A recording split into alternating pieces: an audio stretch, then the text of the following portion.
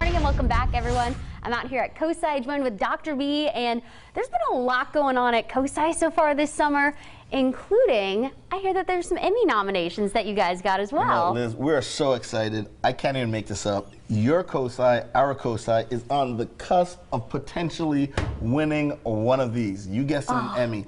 And we're so excited. As you know, we got two really cool shows. One's a half-hour primetime show called QED with Dr. B, where we bring science to the people by interviewing science and deconstruct some really cool things. The second one is an animated series. And both in season one of both of them, we actually were nominated 2 for QED with Dr. B in conjunction with WOSU and 4 for our animated series. And we love this because it shows the community that the world is really interested in learning about science and celebrating the importance of it, especially coming out of the pandemic. So we're so thrilled. And if we win some brass, that will be really cool. That's always a fun plus. And how accessible are those videos? I know you've shared them on social media. How can people find those? Absolutely. COSI.org, you can find both sets, the WSU primetime TV shows, as well as our fun animated series. An animated series, they're only like 3 to 6 minutes, so they're short vignettes, but they really make science come alive and make it fun. And I know I've enjoyed seeing some of them. Is there an age group that these are kind of more geared to? From womb to tomb, Liz, yes. You can check this out. There are no excuses, basically, for the animated series, roughly from about 7 years old and up, but literally college students. I've had scientists come to me and say, wow, these are really great. So if you're interested in learning anything about science, cutting edge stuff, like everything from artificial intelligence to, of course, viruses to genetically modified organisms, whatever hot topics you're interested about, that QED with Dr. B and Dr. B in 3 can really speak to you. I love that. I remember you put out a climate change one not too long ago, so I love that it covers everything from weather to, during the pandemic, a lot of people had a lot of questions about the viruses, which is actually one of your specialties. So it was kind of cool to listen to that one as well. That was really fun. As you know, I'm a trained immunologist who did a lot of vaccine development work, so it was really nice hitting my sweet spot. But you also talked about climate science. I mean, how hot has it been this summer across the country, across Europe?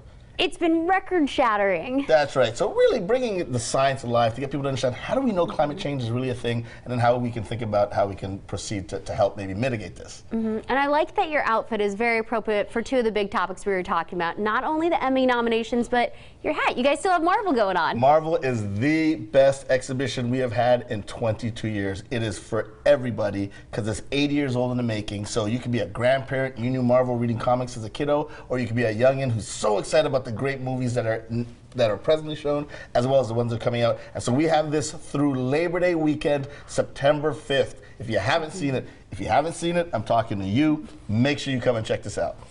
And Cuba is also going that long too, Cuba right? is going that long, and then we take a little break and we come back October 1st with Doc McStuffins. You gotta love that great. That's just, it's not just for kiddos, it's actually for adults too. Really look at veterinarian sciences. And then 2 weeks later, on October 15th, we have none other than pterosaurs, which is one of that series of our partnerships with the American Museum of Natural History. And that's a great exhibition on that.